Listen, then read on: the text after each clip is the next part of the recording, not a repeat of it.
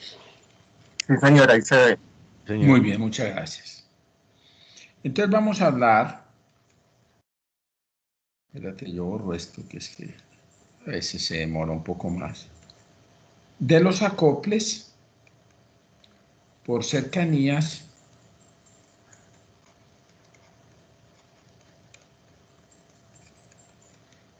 con conductores. El primer acople que vimos se llama el acople galvánico resistivo.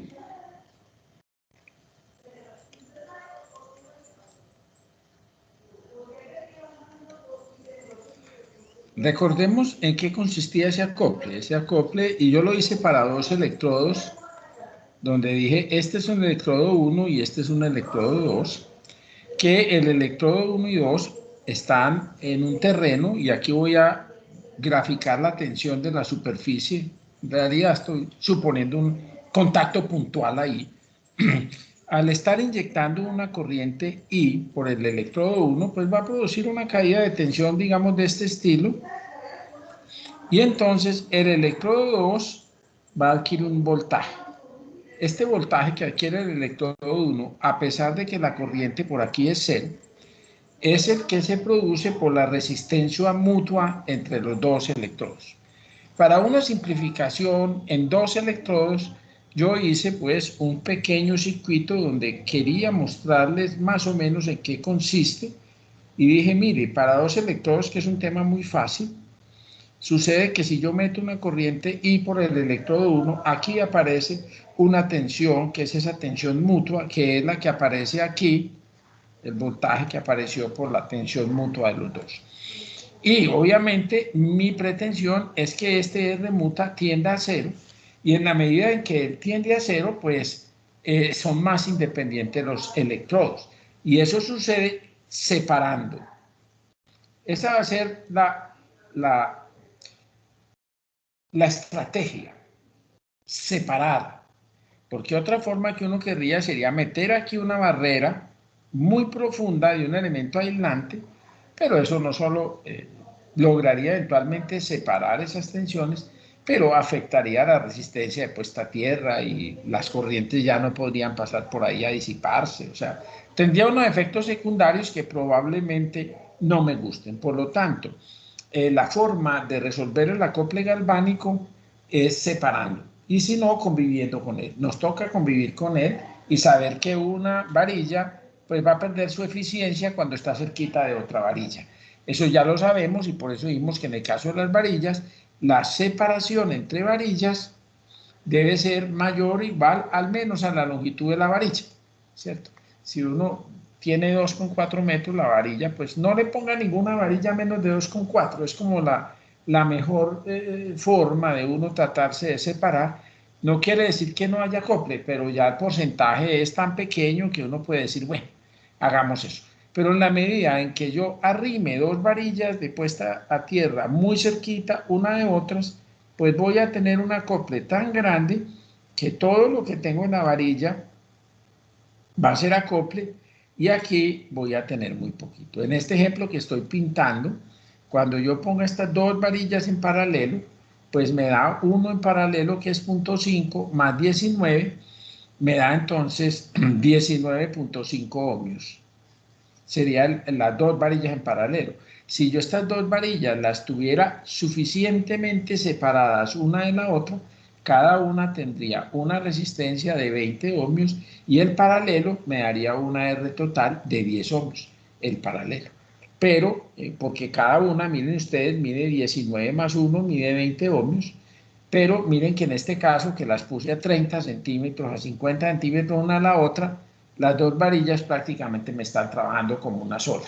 O sea que yo me estoy engañando, porque realmente tengo esos electrodos demasiado acoplados uno con el otro, y eso no es bueno, es lo que hemos visto. Desde el punto de vista de la matriz de resistencias, esto se va a ver, por ejemplo, en este caso, que la tensión 1 y la tensión 2 son iguales a una impedancia que considera a las dos, que en este caso sería si el circuito genérico fuera como así, aquí este sería R1', este R2' y este R mutua.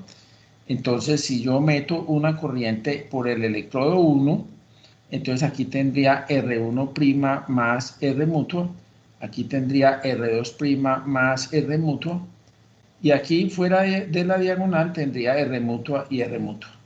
Y este sería I1 e I2. Entonces, nuestra pretensión sería que estas vayan tan a cero como se pueda, que la propio cada electrodo dependa de sí mismo, es cuando yo quiero eliminar el acople mutuo. Y en una malla de puesta a tierra, donde vamos a tener N conductores, pues aquí voy a tener una matriz que me va a representar un R1, 1, un R1, 2, un R1N, y por aquí pues voy a tener finalmente Rn1, Rn2 y por aquí un Rnn. Y aquí estarían todas las corrientes I sub 1, I sub 2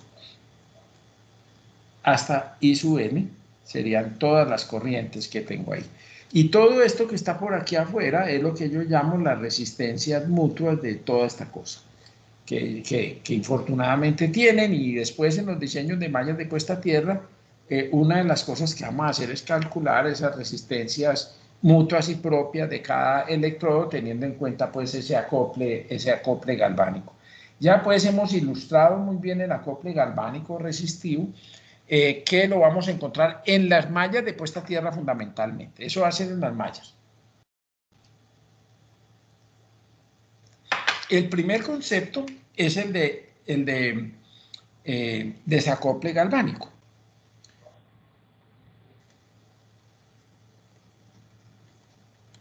Entonces uno hace un desacople galvánico, por ejemplo, cuando usa un transformador.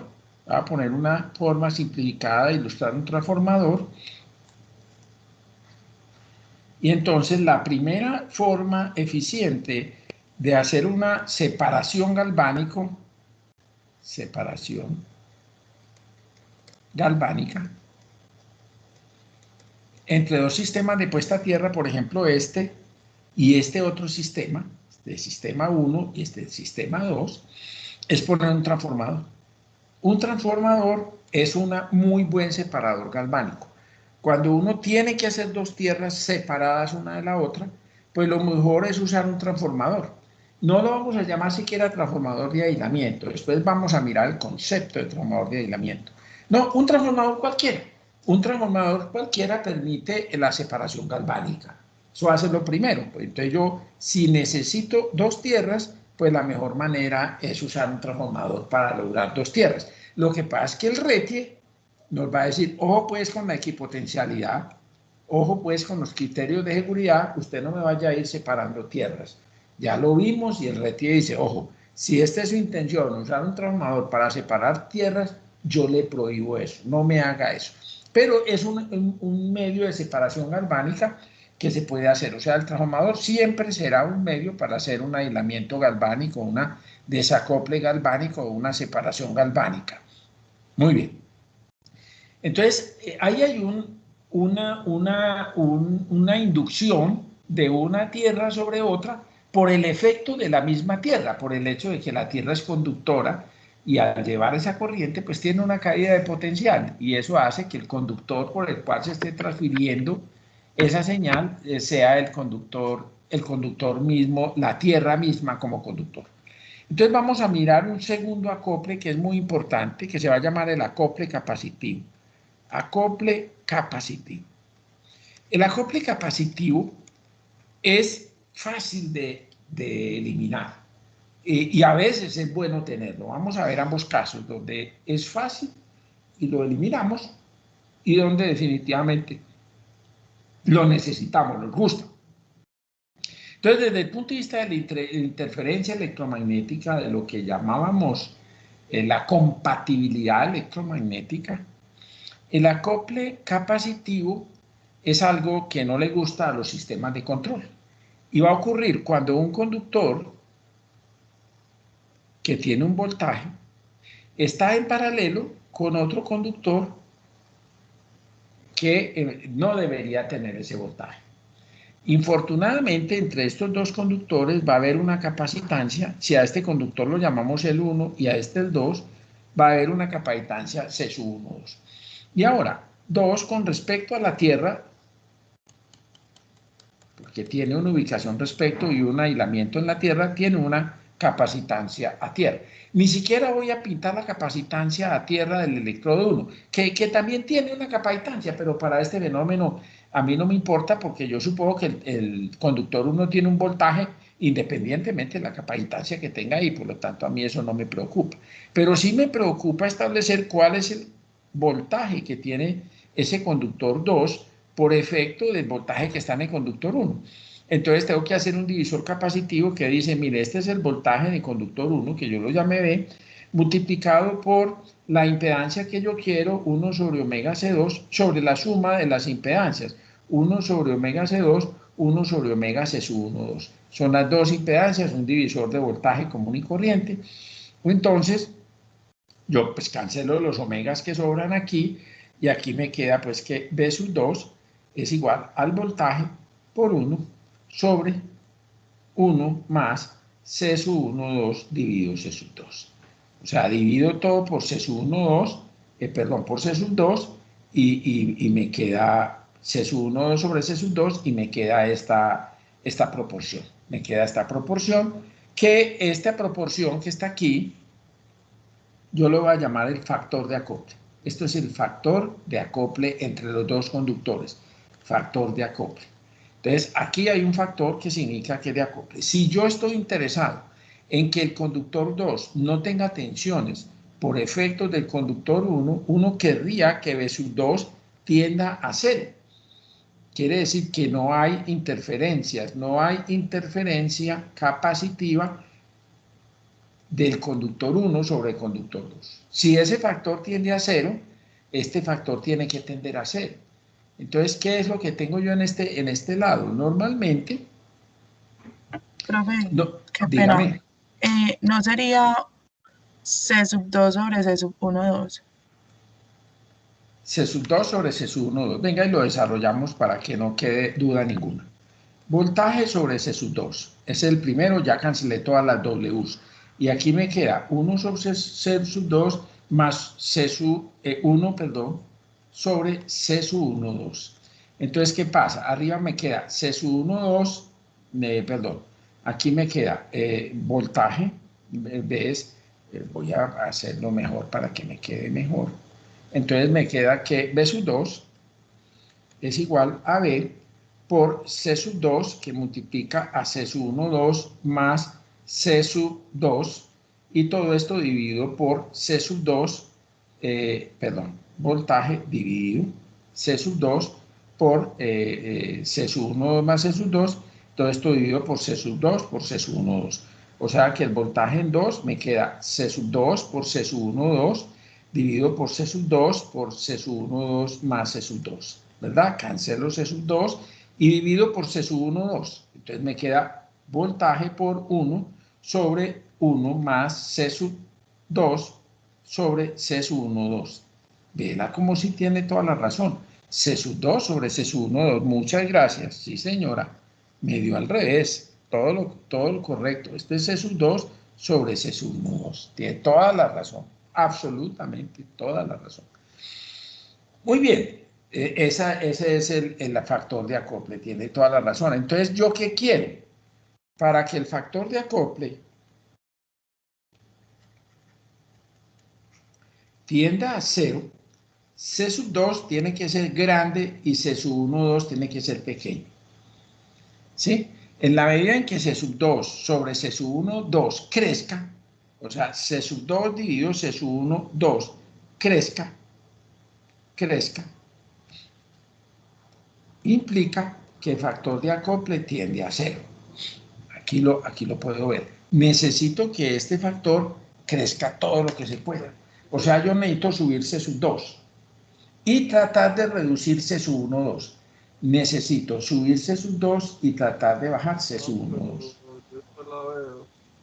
¿Perdón? Repita. ¿Aló? No explican, por favor. ¿Qué? ¿Qué no vio? Que no vio la deducción que hicimos, que su compañera me hizo caer en la cuenta que la hice mal, la hice de memoria. O sea, a esta primera estamos de acuerdo, a este factor que llegué aquí estamos de acuerdo. Aló, compañero.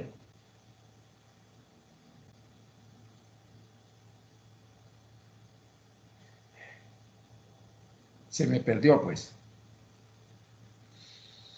Listo. Continuaré. Entonces, este factor tiene que tender a cero, y para que tiende a cero, este tiene que crecer, porque está en el denominador.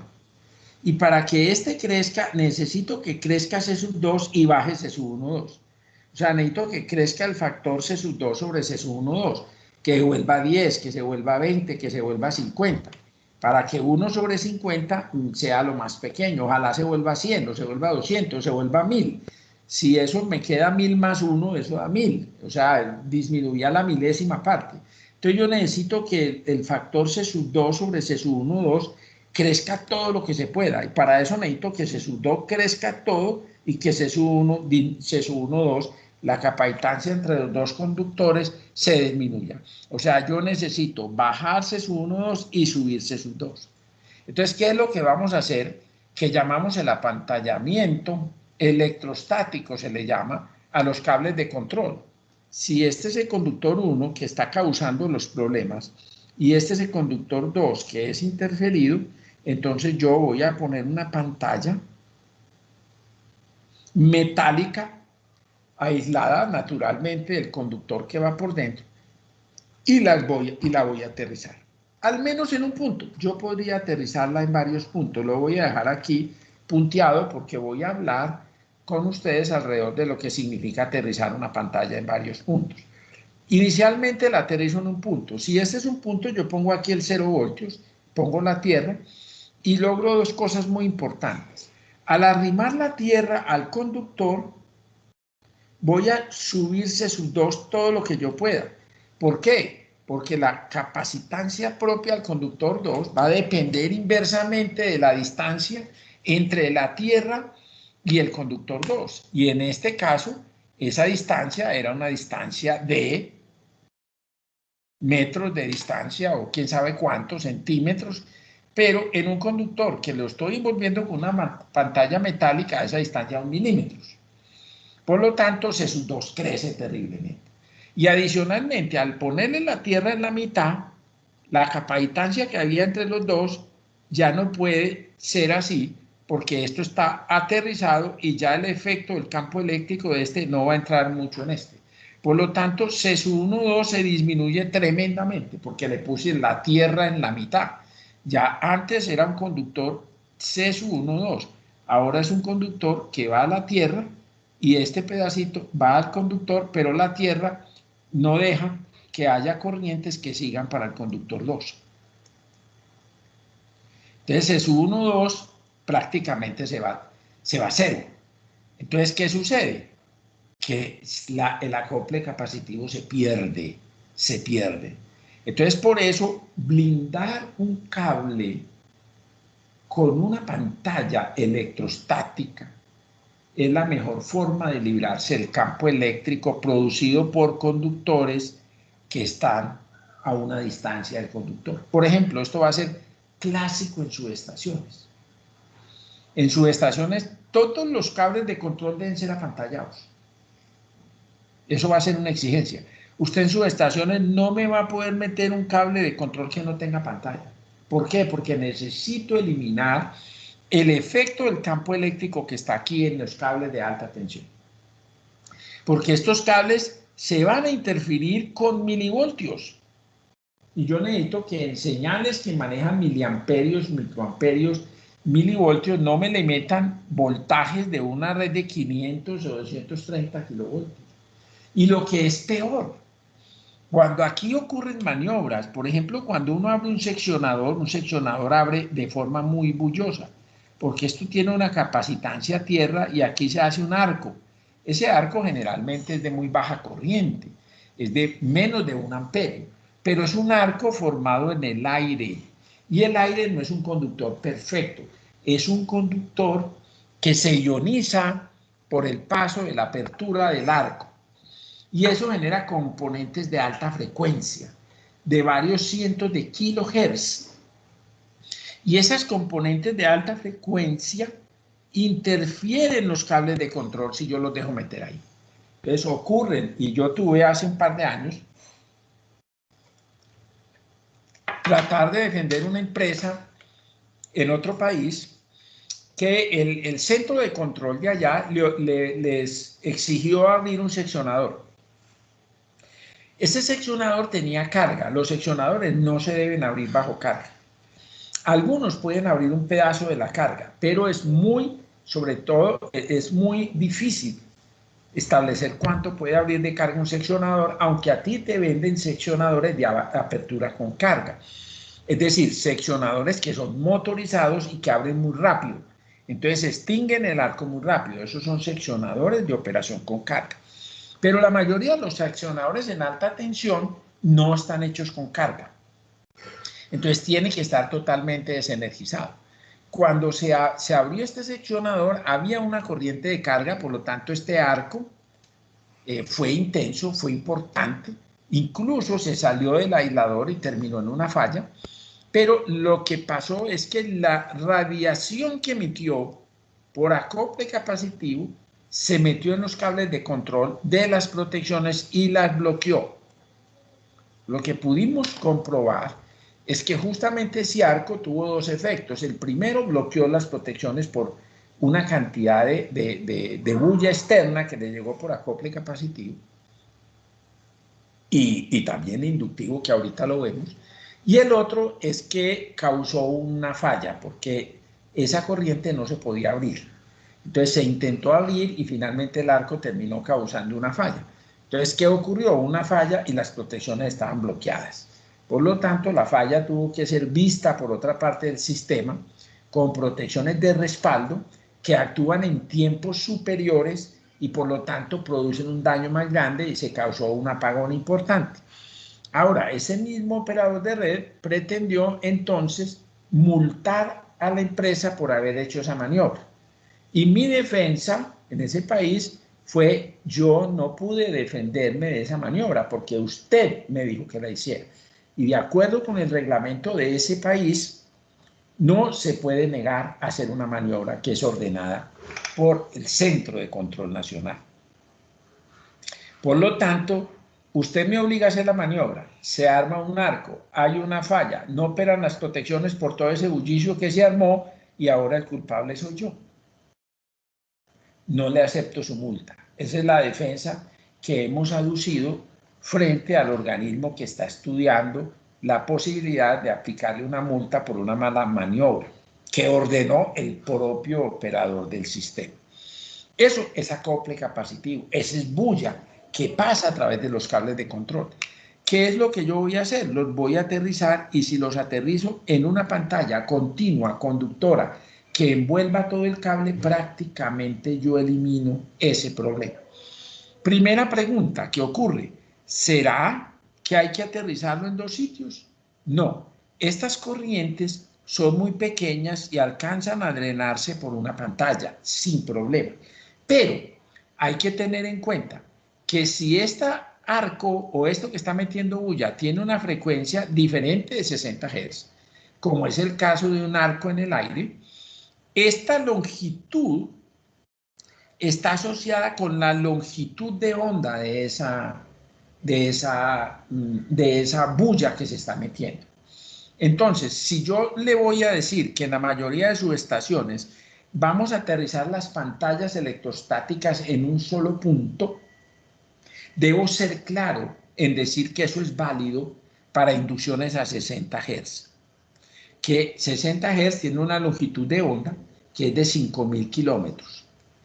Entonces 60 Hz no tiene ningún problema. Es más, 600 Hz tendrían una longitud de 500 kilómetros. Tampoco tendría ningún problema 600, esto es 60 Hz. Esto sería 600 Hz. Pero si usted me habla ya no de 600, sino de 6.000 Hz, entonces 6.000 Hz tiene 50 kilómetros, 6.000 Hz. 6.000 Hz, esa es la longitud de onda, es 50 kilómetros. Y 60.000 Hz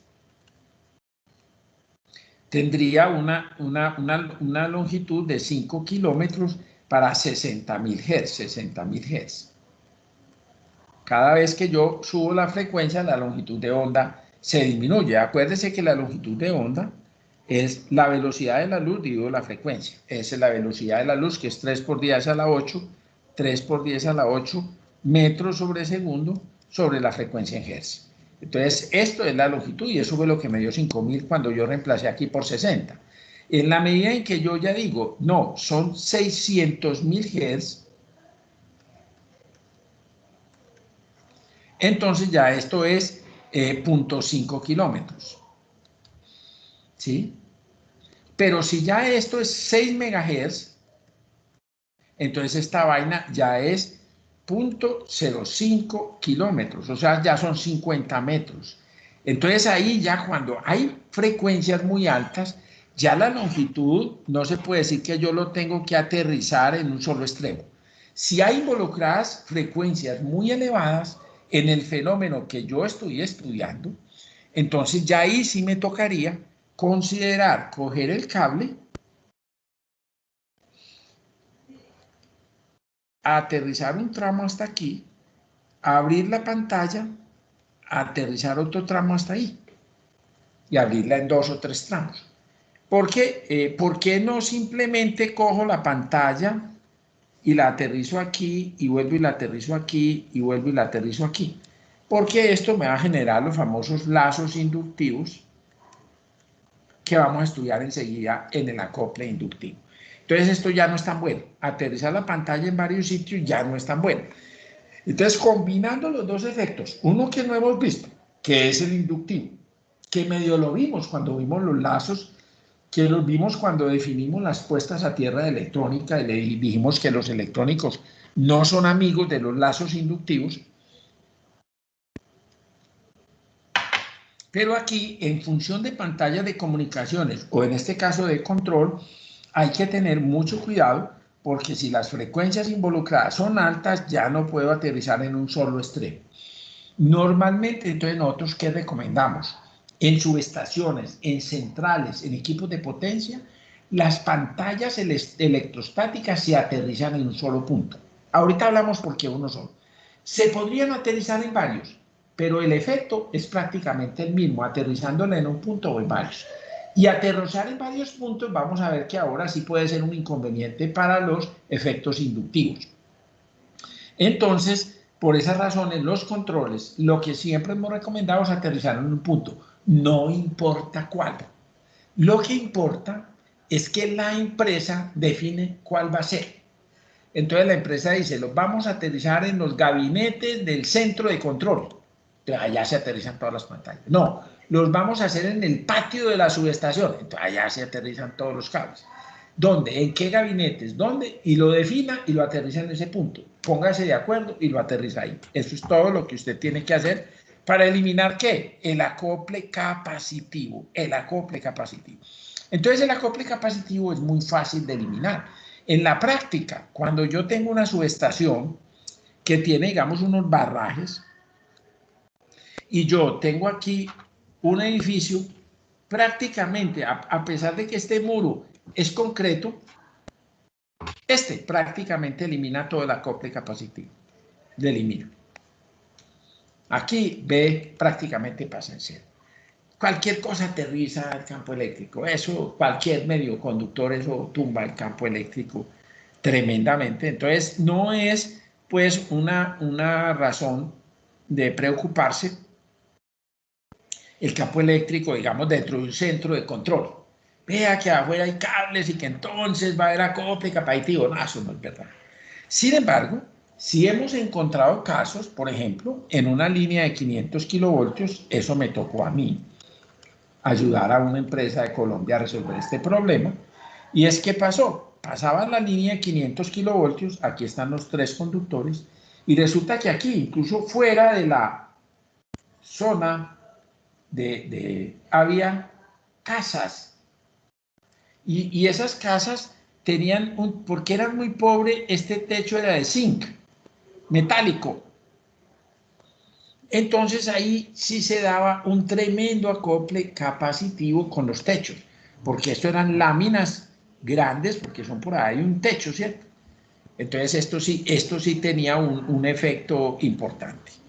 Entonces había que aterrizar estas láminas con un cablecito a tierra y ya eliminábamos el acople capacitivo. Pero, digamos, la empresa no lo hizo con suficiente tiempo y se le volvió un problema social difícil con la comunidad, tratar de hacer qué hacer con esos techos que estaban cargando. Lo mismo va a pasar, y yo he hecho ya cálculos, lo he hecho con el ATP, cálculos de la inducción sobre las cercas de alambrado, que voy a tener dos tipos. La cerca de alambre de púas, que es metálica, que basta con que yo cada cierta distancia la aterrice, eso lo elimino muy fácil. Pero yo sí me encuentro en un problema más serio cuando se trata de cercas para ganado, porque no las puedo aterrizar, porque esas cercas son electrificadas, tienen voltaje para funcionar. Ahí me toca ser mucho más cuidadoso a la hora de estudiar esos efectos de inducción del campo eléctrico. Entonces, ese es un segundo caso, que son las cercas de alambrado, cuando son, digamos, de alambrado eléctrico, al lado de una línea de 230, 500 kilovoltios, esto puede ser un problema. Naturalmente, eso depende del porcentaje del tiempo que estén en paralelo. Aquí hay una longitud que está en paralelo. Entonces yo tengo que tener tremendo cuidado porque es ese paralelaje lo que establece cómo va a ser esa inducción en este caso. Entonces, vista en planta, vienen los tres conductores de las fases A, B y C vistos desde arriba y viene una cerca de alambrado, digamos que viene con esta forma. Yo incluso desarrollé un programita de computador que estimaba el voltaje en la cerca en función de estas distancias que van a tener los conductores aquí al otro lado. Y con el ATP, que después si tenemos tiempo podemos calcular esas inducciones, podíamos establecer qué voltaje aparecía en la cerca y si era un voltaje peligroso o no, y si era un tema de aterrizar por aquí en un par de puntos la cerca, o como les decía, si es una cerca eléctrica que no se puede aterrizar, ¿qué vamos a hacer para lograr eso? En general, lo vamos a ver para todos los acoples inductivos y capacitivos. Cuando yo en planta tengo, por ejemplo, una tubería que atraviesa una línea de transmisión, a mí lo que me toca hacer es partir para hacer los estudios, esto en pequeños tramos, así.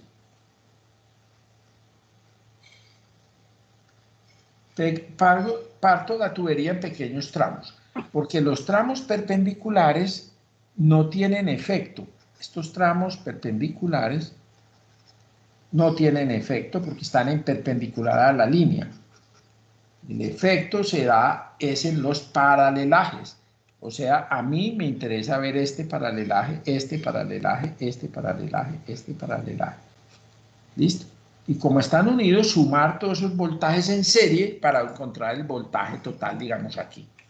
Entonces yo parto mi línea en una serie de pequeños tramitos y hago este cálculo de este paralelaje aquí, este cálculo de este paralelaje y así para cada conductor. Lo que pasa es que obviamente me toca hacer un cálculo separado para cada tramo, ¿no es cierto? En el programa ATP, sencillamente cada tramito de estos corresponde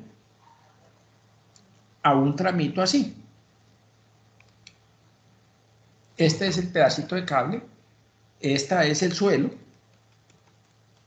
y yo hago un modelo, por ejemplo, si esta línea tuviera dos cables de guarda aquí, yo hago un modelo en este caso serían 6 conductores, la fase A, la fase B, la fase C, el conductor cable de guarda 1, el cable de guarda 2 y el cable inducido, donde estoy calculando el efecto, en este caso capacitivo, de todos estos cables sobre esto, teniendo en cuenta todos los cables de arriba y aquí la capacitancia de este a tierra y que este tiene un voltaje distinto que este y distinto que este.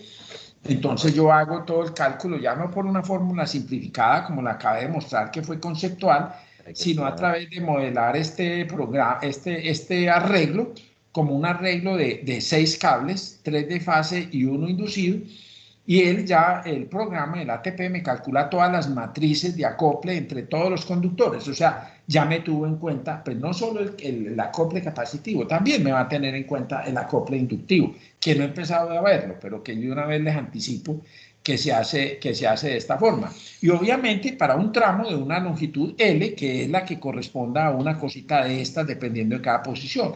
Entonces a mí me toca calcular un modelo para cada tramito en paralelo. Y después de tener un modelo, los junto, porque estos tramos de aquí no tienen efecto, los pongo en serie y calculo con los voltajes aquí, B y C, qué voltaje sale aquí, que es el que a mí me interesa saber, si es un voltaje incómodo y si es un voltaje que puede dañar mi equipo, si se trata de una cerca de alambrado o qué otra cosa puedo hacer frente a lo que estoy modelando del acople capacitivo. Obviamente estoy dedicado al acople capacitivo, o sea que estoy considerando prácticamente los voltajes nominales de la línea, no estoy considerando los efectos de las corrientes, que eso es un acople inductivo que todavía no he empezado a mirarlo, que enseguida lo miramos. Entonces, hay dos efectos, el acople de las capacitancias y el otro que no hemos visto de las corrientes, o sea, la parte inductiva de este proceso. Entonces, este es el método con el cual yo estoy calculando estos efectos, que para efectos de un cable de control se resuelven de manera muy fácil aterrizando la pantalla en un solo extremo. Ya con eso yo estoy absolutamente curado y no tengo problemas. Ya tengo el cálculo. El acople capacitivo va a llevar a un concepto, que es un concepto que ya les quiero dar, que es el concepto de transformador de aislamiento. Ustedes van a oír hablar de eso, eso tuvo su época. Hoy en día está en desuso, en particular yo los detesto, no me parece que sirven para nada. Pero todavía hay gente que habla de transformadores de aislamiento. Entonces usted dice, ¿cómo así? ¿Qué diablo significa un transformador de aislamiento y qué diferencia tiene con un transformador normal? Entonces, ¿qué sucede? Un transformador normal tiene esta configuración. Un primario con un número de espiras, un núcleo magnético, un secundario con otro número de espiras, voy a ponerla así, y tiene esta conformación. Para explicar qué es un transformador de aislamiento tengo que explicar dos conceptos. Uno se llama sobretensión en modo común,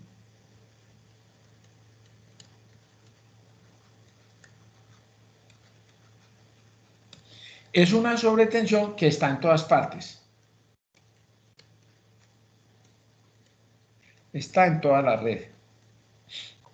Es una sobretensión en modo común, pues llama común.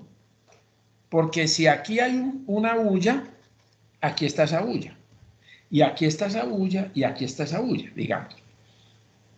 Eso es común, que se pegó, está en todas partes.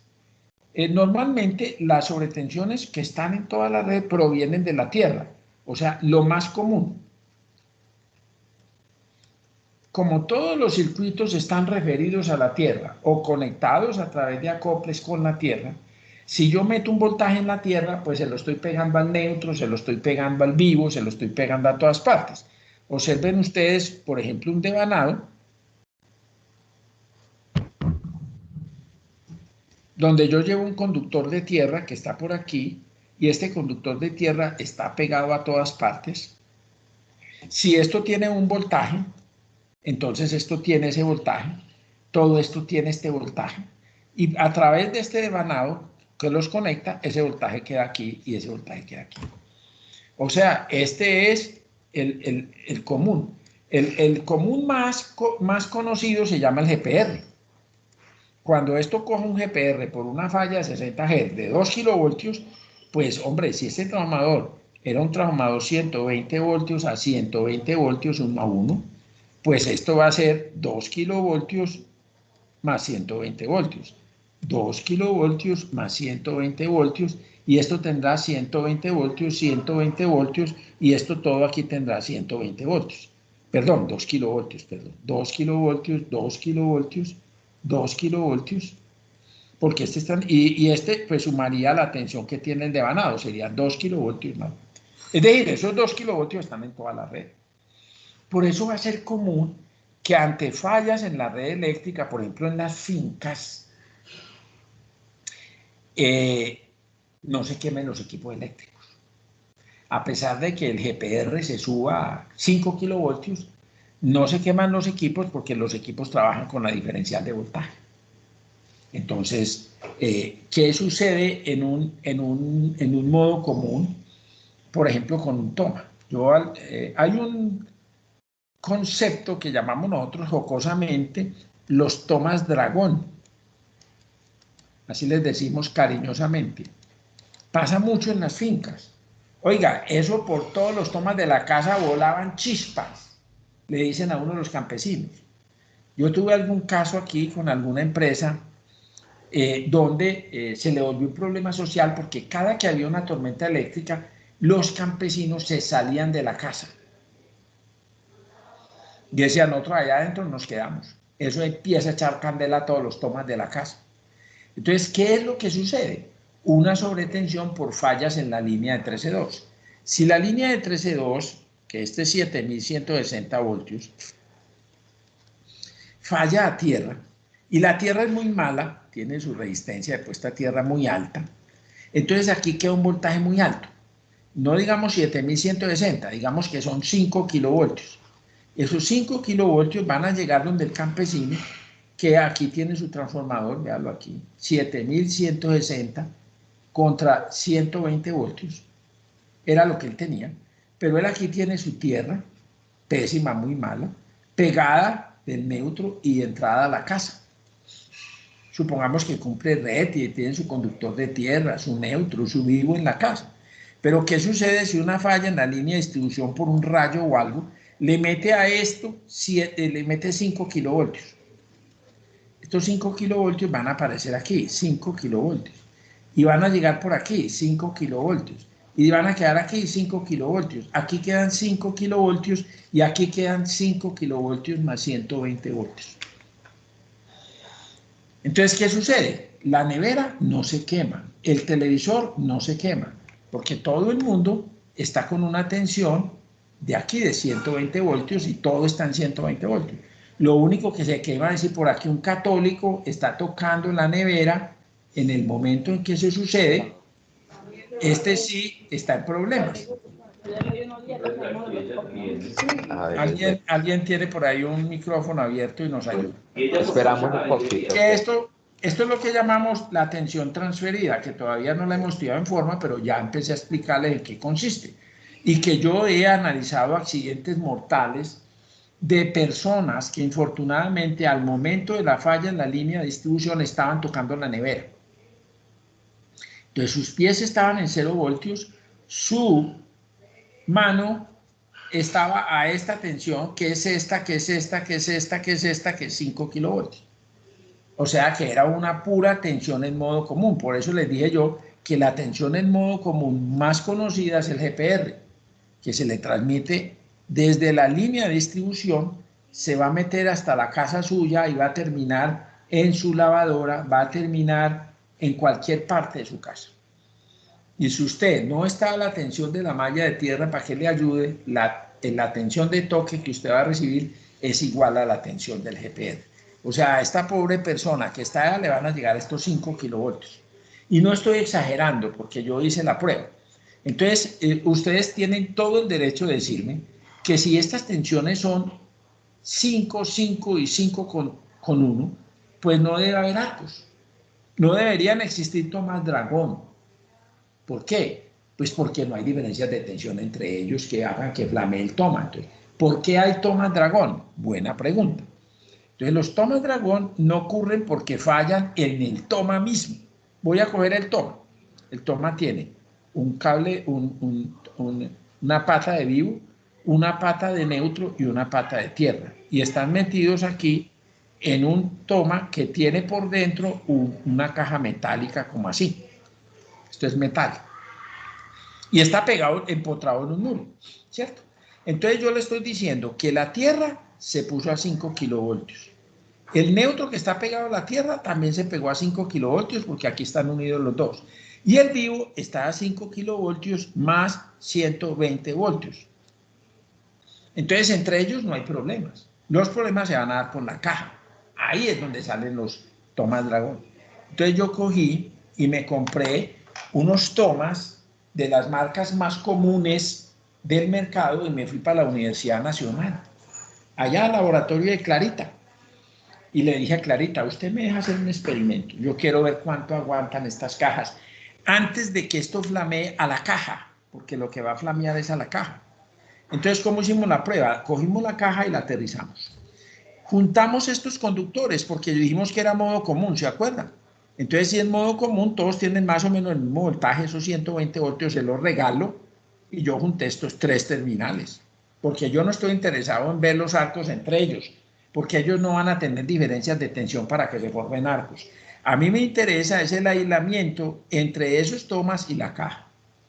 El que me flameó con menor voltaje, flameó en 4 kilovoltios. Y hubo algunos que me fallaron en 5,2 kilovoltios. En otras palabras, los tomas dragón que ocurren en las fincas se dan porque los GPRs están por encima de los 4 y 5 kilovoltios. De los 7.160 voltios que tiene el sistema, a él las tierras escasamente le bajaron el voltaje a 5, 4, 5 y eso flamearon los tomas. Por lo tanto, los tomas dragón significan malos sistemas de puesta a tierra de las fincas. Si a usted en una parte le dicen, oiga hermano, por aquí estos tomas flamean, ay hermano, usted no tiene sistemas de tierra. Tiene unos altísimos GPRs que están haciendo flamear de los tomas a la caja. Imagínense, porque dice, flamean los tomas, pero no se quema el fogón, no se quema la lavadora, no se quema nada. Es tan raro esta casa, hombre. Flamea por todas partes, pero nada se quema. Bueno, hay casos en los cuales esto está muy malo, y se queman también televisores y cosas, porque además de todo no están bien equipotencializados.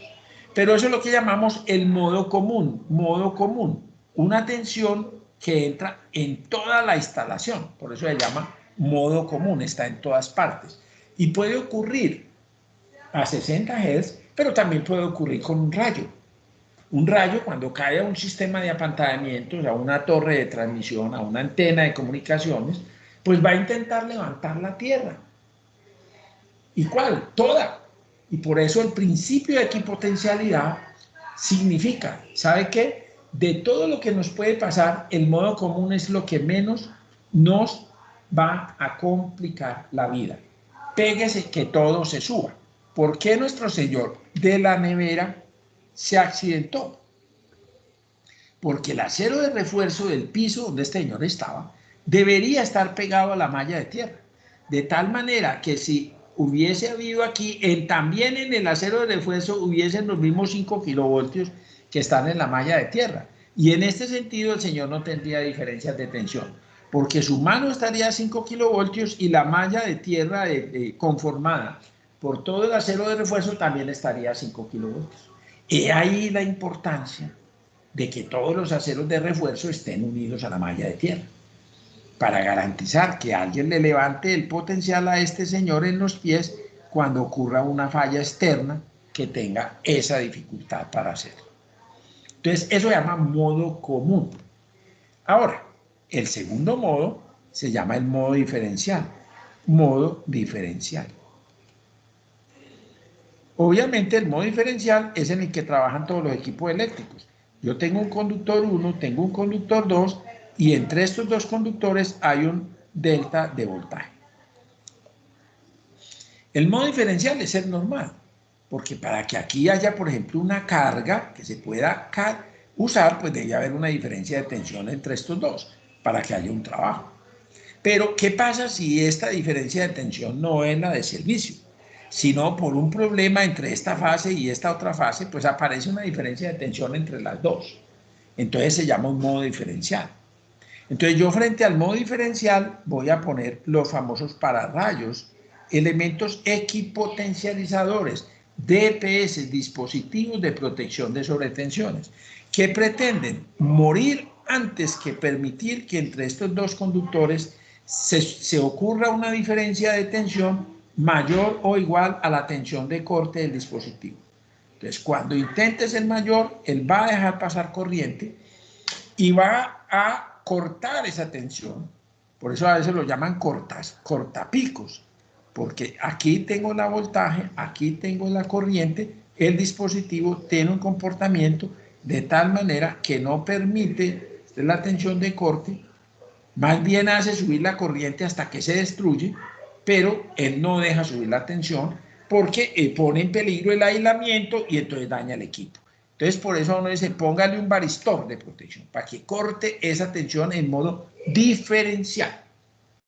La tensión se pone para cortar. Y cuando operan como lo que llaman cortapico, es eso.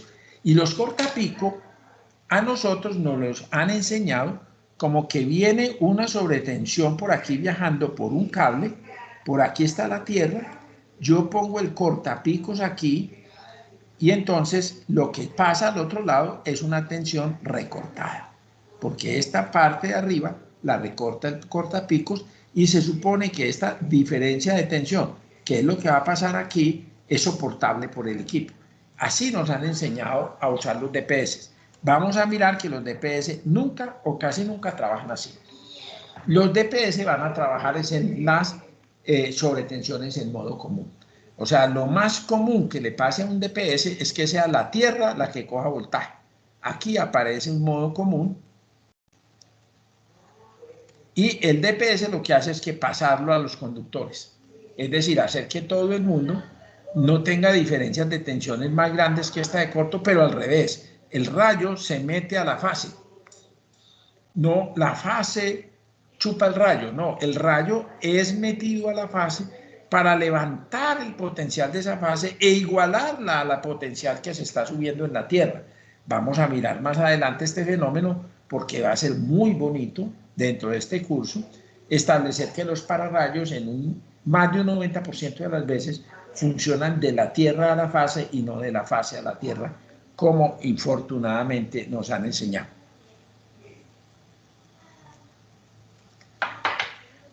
Entonces, regreso ya explicado que era el modo común y que era el modo diferencial, voy a retornar a mi famoso tema del aislamiento galvánico en un transformador. Entonces vamos a aplicar el modo común en un transformador. ¿Qué sucede en un transformador? En un transformador, repito, paré para hacer la definición. En un transformador yo tengo estas. Por aquí tengo unas relaciones de transformación. Por aquí tengo el núcleo magnético que ahorita lo voy a pintar bien para que quede muy claro. ¿Y qué sucede? Que si yo meto un modo común aquí y meto una onda de cualquier frecuencia, pero la meto en los dos,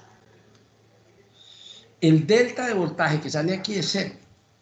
Porque como en lo que va a pasar aquí es delta de V1, se convierte en delta de V2 por la relación de transformación, y si estas dos tensiones son la misma, pues aquí no hay diferencia de tensión. O sea, un transformador por sí mismo es un eliminador del modo común.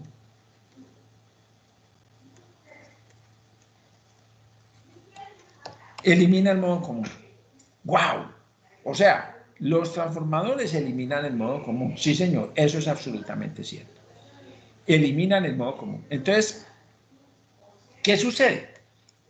Que cuando uno hila más despacio de esto, y si esto es verdad, pero aquí estoy pintando un transformador ideal. Ahora miremos cómo es un transformador real. Entonces un transformador real es más o menos así. Voy a pintar el núcleo, voy a pintar los devanados,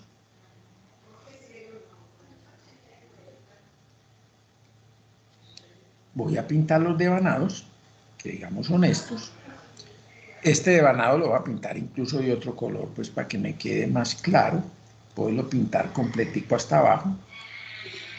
Y este núcleo lo sigo pintando. Voy a pintar por aquí por dentro.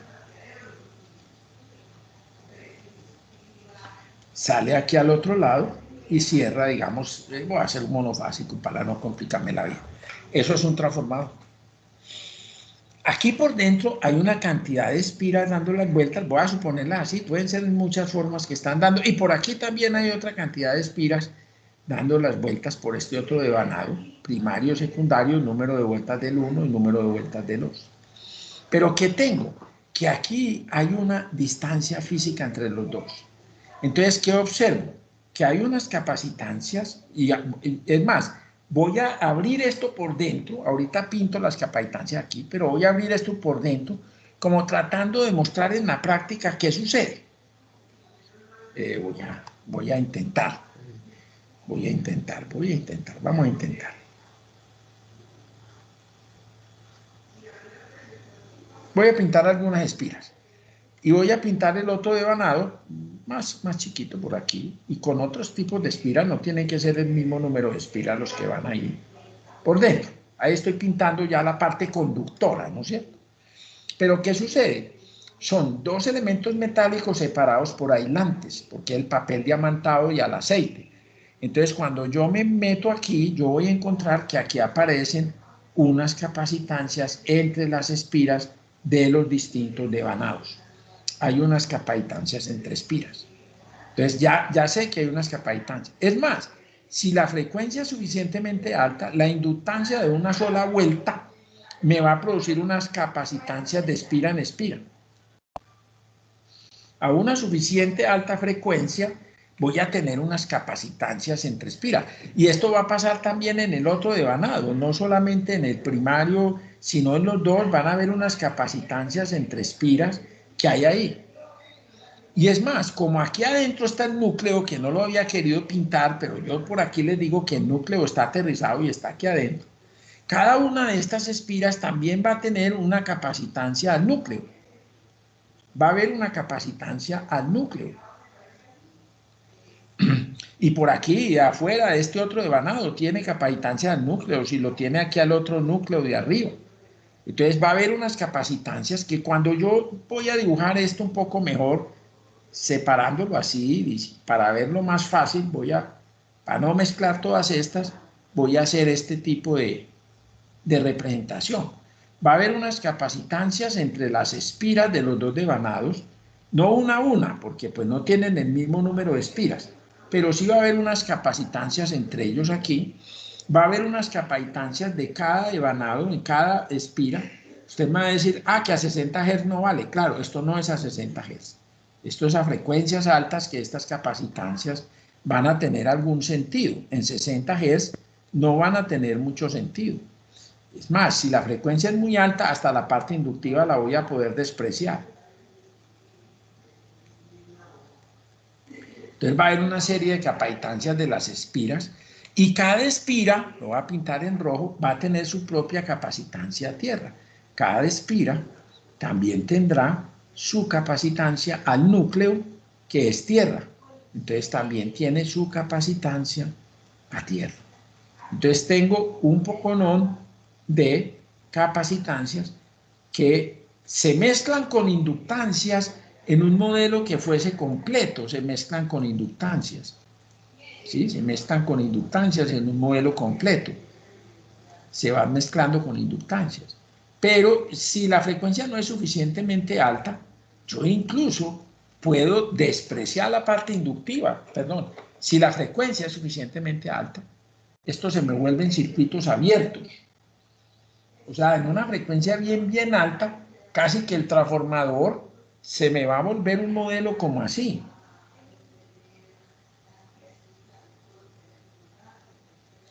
Mire cómo se me va a volver el transformador, un modelo así.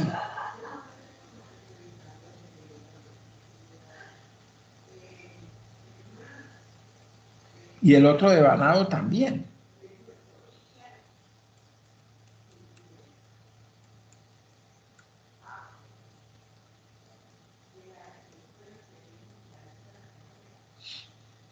El otro devanado también va a tener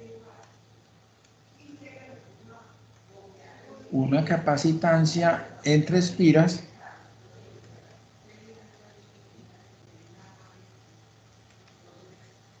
y unas capacitancias de cada espira a tierra muy pequeñas, de picofaradios.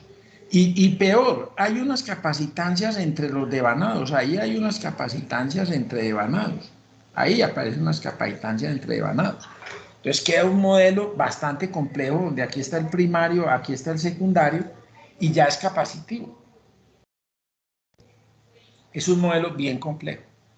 Entonces incluso yo podría decir, no, venga, vamos a hacer una cosa, vamos a hacer una serie de pruebas para mirar cuánto da la suma de todas estas capacitancias entre devanados, capacitancia primario, secundario. Vamos a sumar todas estas, que esta es capacitancia de secundario a tierra, y sumemos todas estas, y esta es la capacitancia del primario. Por lo tanto, yo puedo hacer una serie de pruebas, y se hacen en los transformadores, pruebas de que yo coja y calcule esto.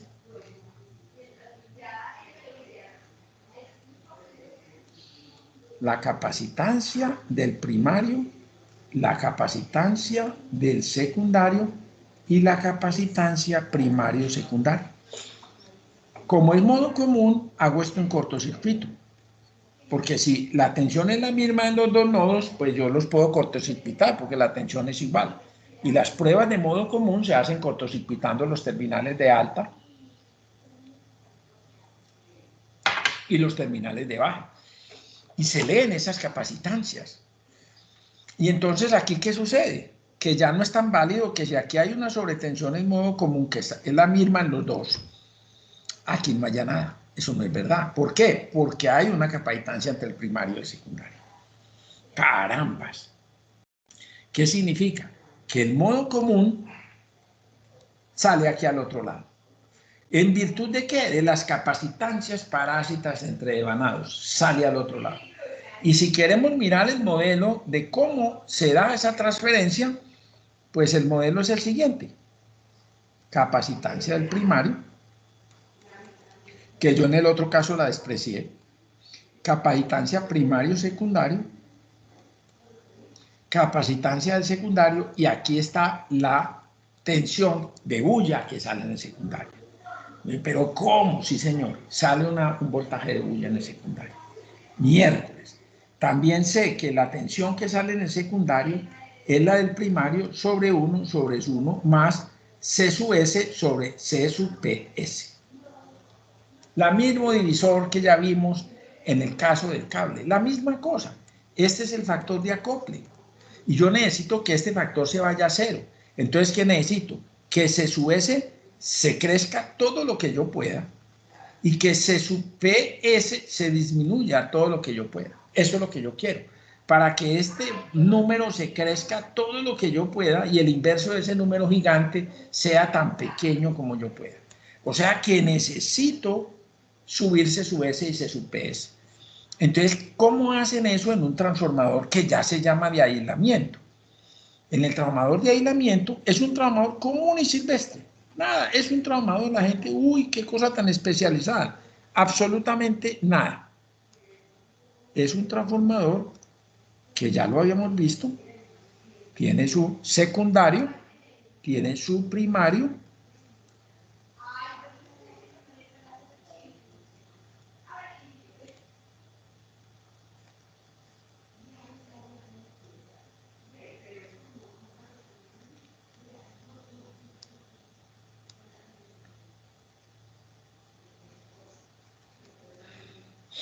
¿sí? ¿Y qué tiene? Mire lo que tiene. Tiene una pantalla envolviendo al secundario. Véala aquí.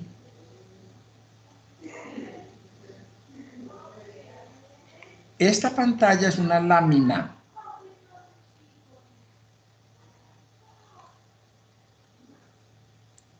Esta pantalla es una lámina.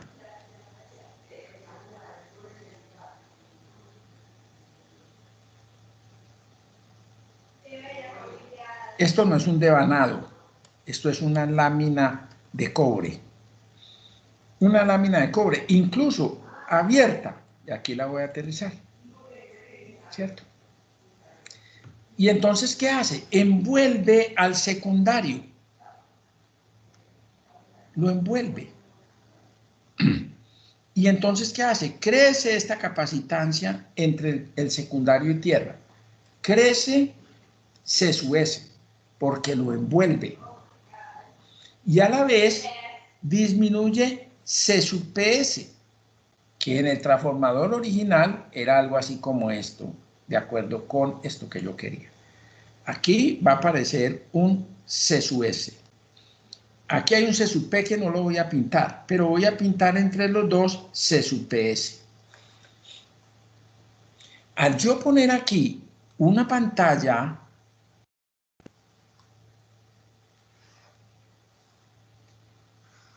que envuelva, lo que hago es meter una barrera entre el primario que está aquí y el secundario que está adentro, y cojo a C sub PS y la bajo todo lo que pueda. Pero C sub S, que lo envolví, le arrimé la tierra, por lo tanto le crezco la capacitancia a tierra, porque le agrego este pedazo de tierra, que antes era el núcleo. Ahora le pego una pantalla y lo envuelvo bien y lo pongo ahí. Y no las junto, las dos, no las junto para que no haya corriente parásita y esa pantalla me actúe como un terciario, como otro devanado de una espira. Si yo no abro esa pantalla, entonces voy a tener corrientes parásitas en esa pantalla y no quiero que eso me afecte ni la impedancia ni nada del transformador. Entonces, al meter esa pantalla, ya yo lo llamo transformador de aislamiento. Esto es, pues, un transformador de aislamiento. Es un transformador común y silvestre donde el secundario se envuelve con una pantalla y se aterriza esa pantalla. Entonces, ¿qué es lo que tenemos? Cuando usted va a ver el símbolo del transformador de aislamiento, va a encontrar que tiene un símbolo que es así.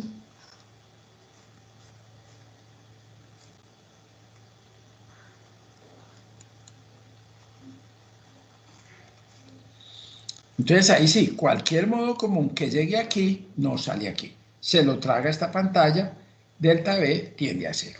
Entonces, eso es lo que llamamos transformador de aislamiento. Estos transformadores de aislamiento van a tener un pecado capital.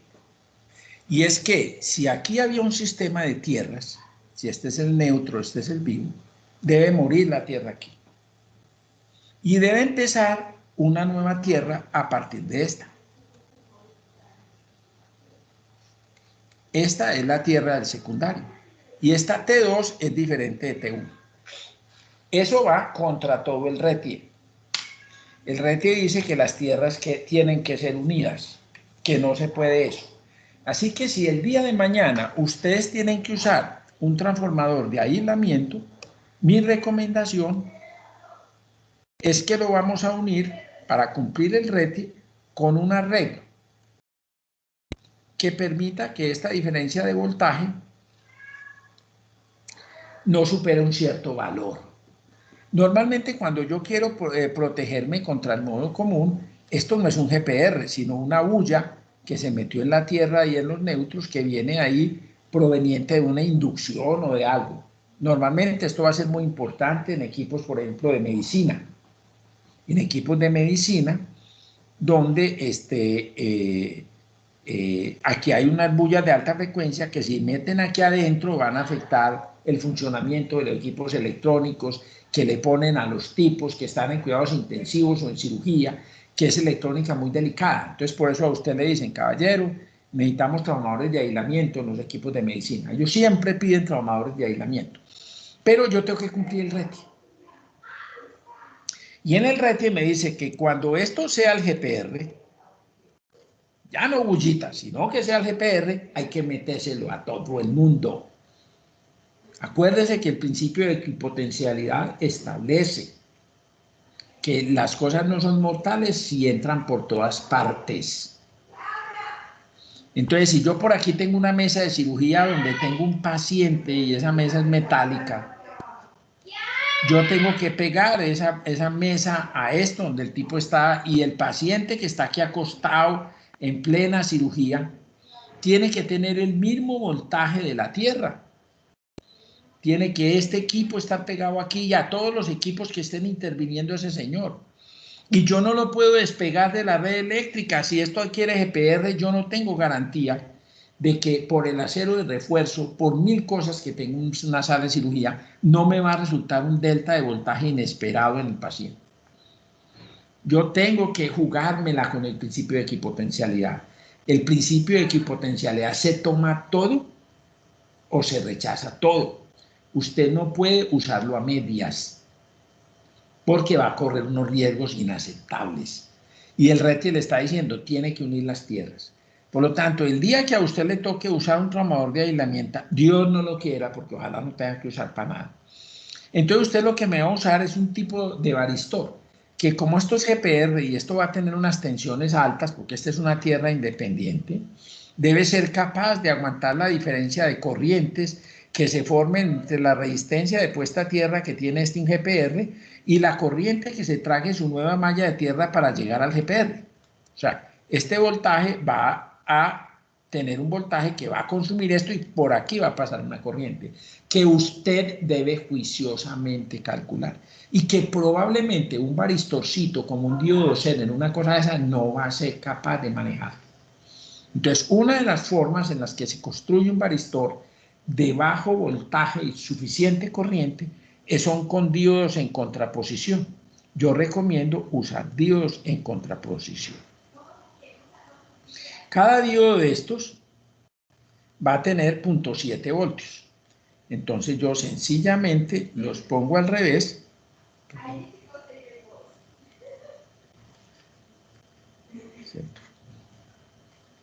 Los pongo al revés y sumo. Si estos son 0.7 voltios, yo decido qué voltaje voy a mantener. Si esta bullita es de 2 voltios, la bulla electromagnética que llegó en modo común por una antena de comunicaciones que está afuera y que tiene una frecuencia no sé qué, entonces yo meto esto para que no actúen los diodos ni a la ida ni a la vuelta, porque el voltaje de encendido va a ser 0.7 voltios por el número de diodos. Entonces ustedes dicen, un 4 por 7, 28, 2,8 voltios. Ellos van a hacer un circuito abierto, mientras que la tensión entre el punto 1 y el punto 2 no supere 2,8 voltios. Entonces ya usted sabe que esas dos tierras son separadas y que todo el modo común que llegue aquí no pasa aquí a la cirugía. Pero cuando haya una falla de 60 Hz, donde esto se fue a 3 kilovoltios RMS, yo ya no puedo decir que este señor está en 0 voltios y que esta es una tierra independiente, porque estoy en el mismo hospital, estoy en una sala de cirugía dentro del hospital y yo no le puedo salir al tipo diciendo, no, tranquilo que esta malla es independiente, el RETIE me lo permitió porque el RETIE dijo, me caso con el principio de equipotencialidad para todo. Dijo, lo más fácil que yo puedo hacer es casarme con la equipotencialidad. Me hace el favor y unen el acero de refuerzo de la sala de cirugía, las patas de la mesa de la sala de cirugía, los tomas de todo esto me lo unen al sistema de tierras. Entonces, cuando usted lo va a unir, empiezan los que no han podido entender el principio de equipotencialidad a decir, no, no, no, cuando hay una falla en la línea de 13.2, ahí van a haber 3 kilovoltios y vamos a matar al paciente.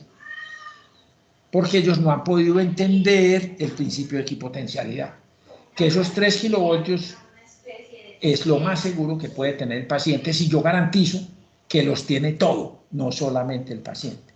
Y por esta razón, a mí me toca decirle a los señores de las clínicas, lo lamento, pero de acuerdo con la norma colombiana y mundial, todo se tiene que pegar a la malla de puesta a tierra de la subestación, al apantallamiento. Cuando entre un rayo se tiene que meter a la sala de cirugía. Cuando hay una falla se tiene que meter a la sala de cirugía. Y lo único que yo le puedo permitir a usted, como una pequeña consideración, es que para señales pequeñas sí lo dejo separar. O sea, en señales pequeñas que no me están poniendo en peligro la vida del ser humano, entonces yo le permito que estas dos tierras actúen separadas, con un arreglo como estos diodos en contraposición. Pero eso sí, cuando la diferencia entre estas dos mallas de tierra pase de 2,8 voltios, lo siento, son una sola. Y vamos a trabajar todos juntos y vamos a pegar toda tierra. Por eso es tan difícil el concepto de transformador de aislamiento, porque sirve para muy poquito.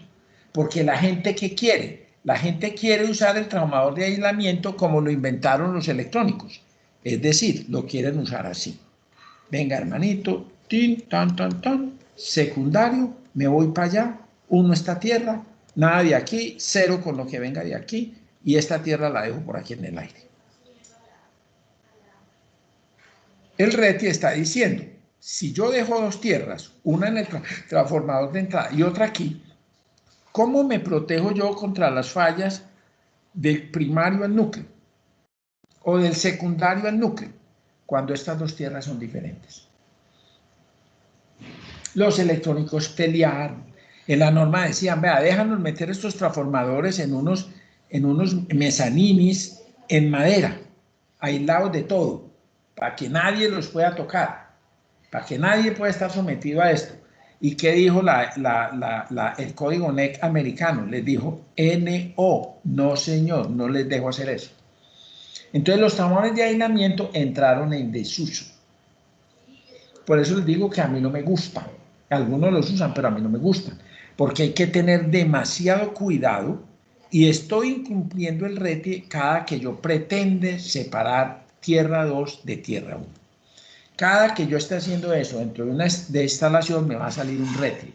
Y cada accidentado que ocurra en esta instalación, a mí me van a llamar y me dijeron, ¿a usted quién le dio permiso de separar tierras?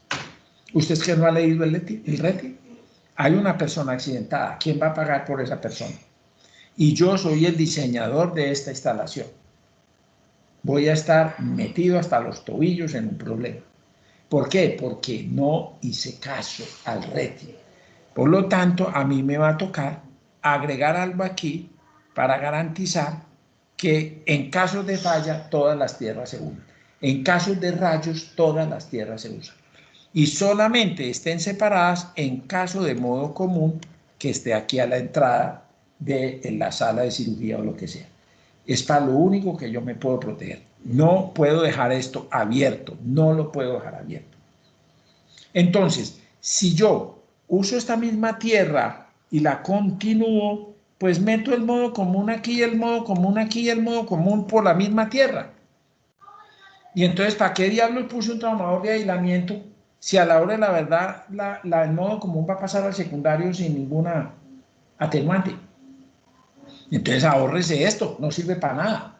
El transformador de aislamiento sirve para aislar el primario del secundario de los acoples capacitivos.